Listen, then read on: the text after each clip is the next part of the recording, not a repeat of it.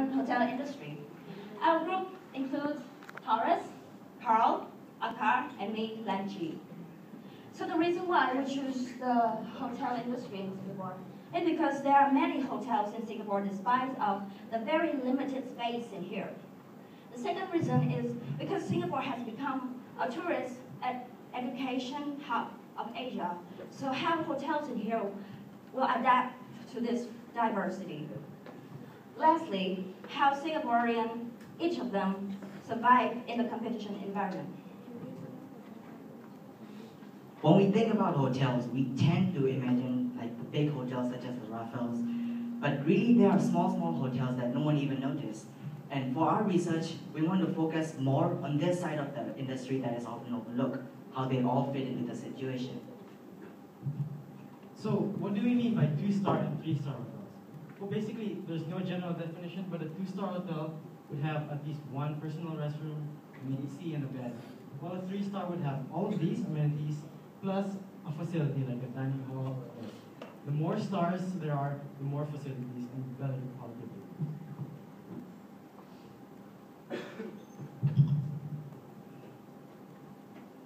Okay, based on our research, we found out the very first hotel in Singapore is Raffles Hotel at the year 1887. At that time, the British came to Singapore and built more hotels.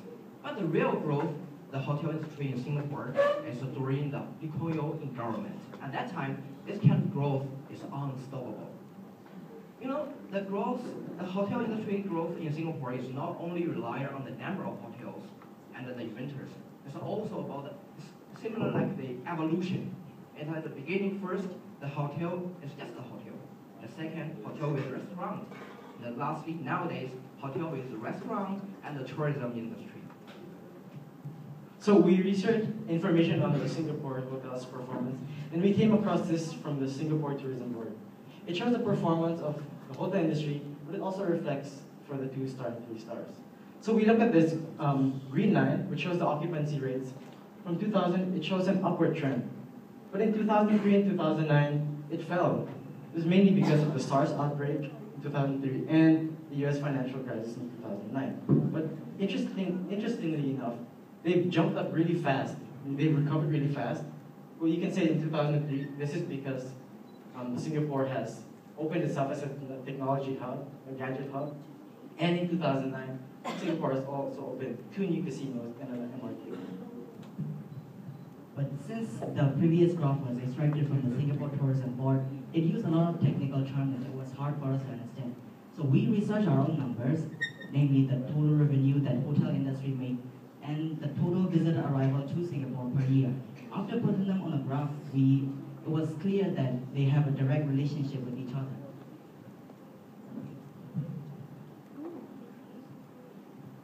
So moreover, based on our research, we found out the government initiative is really important for help the hotel industry in Singapore. First analysis is the s.p.jain. What is that? Is Singapore Hotel Association.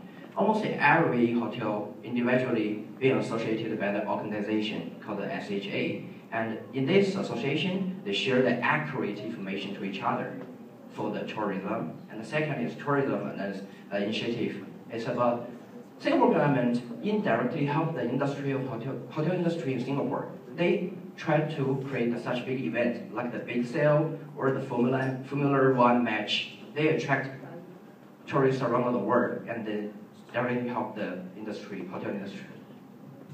As the industry grows, they also face a lot of issues. One, for example, information systems.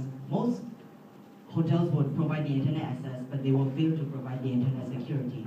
And also there's legislation by the government. Because of the government's tight legislation on foreign workers, some smaller hotels actually faces a lot of worker shortages.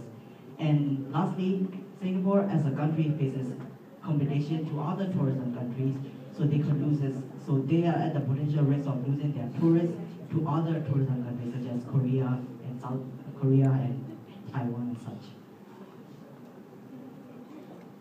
Our expectation before the interviews were, firstly, knowing the inner environment of the hotels, how they deal with their own workers and their customers.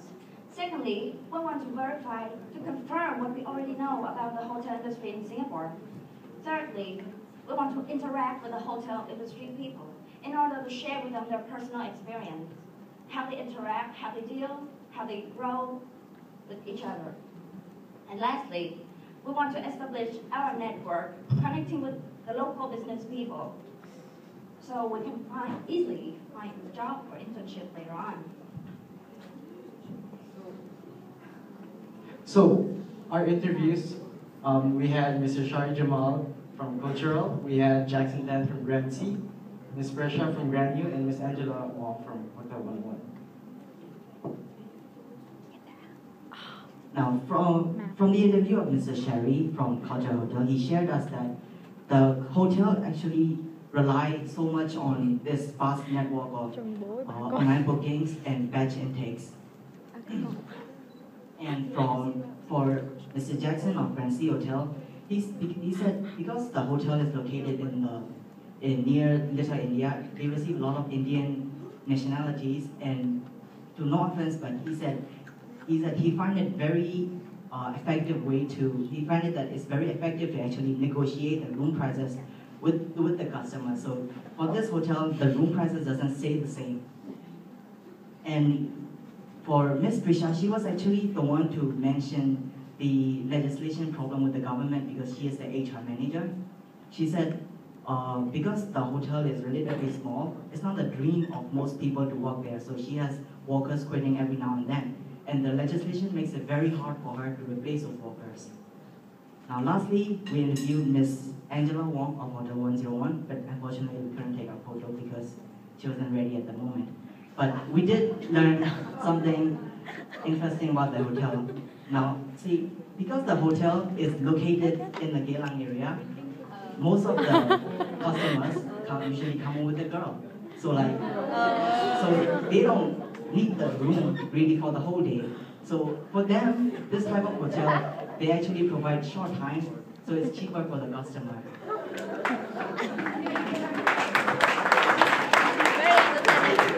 So, what did we learn from these interviews? Well, first of all, we learned that they have their own unique strategies. Going back to our research question, how do these 2-star and 3-star hotels compete?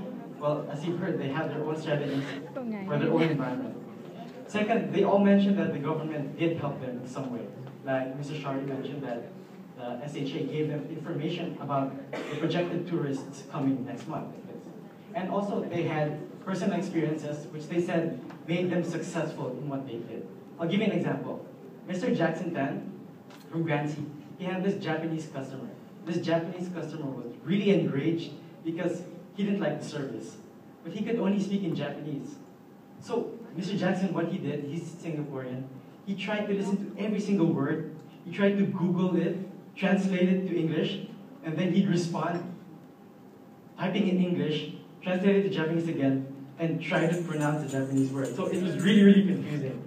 But that's one of the things that makes them grow.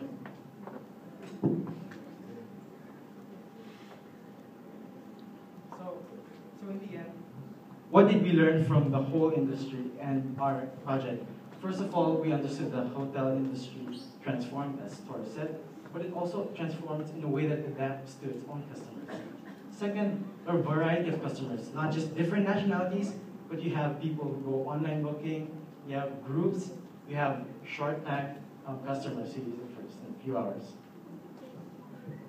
And although many schools that provide hospitality programs, very good ones, but experience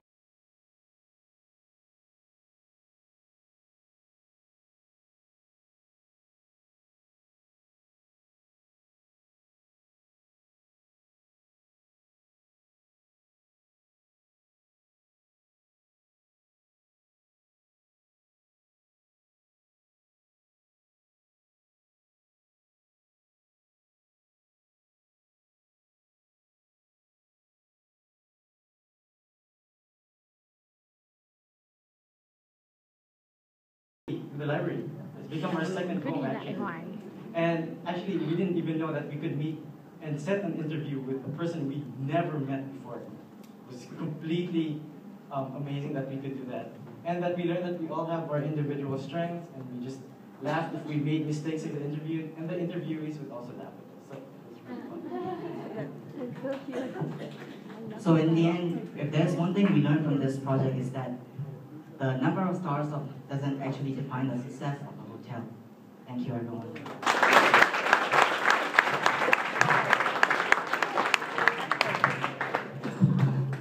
Great, thank you very much, everyone. Judges, do you have any questions?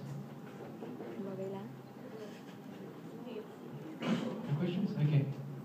Thank you again.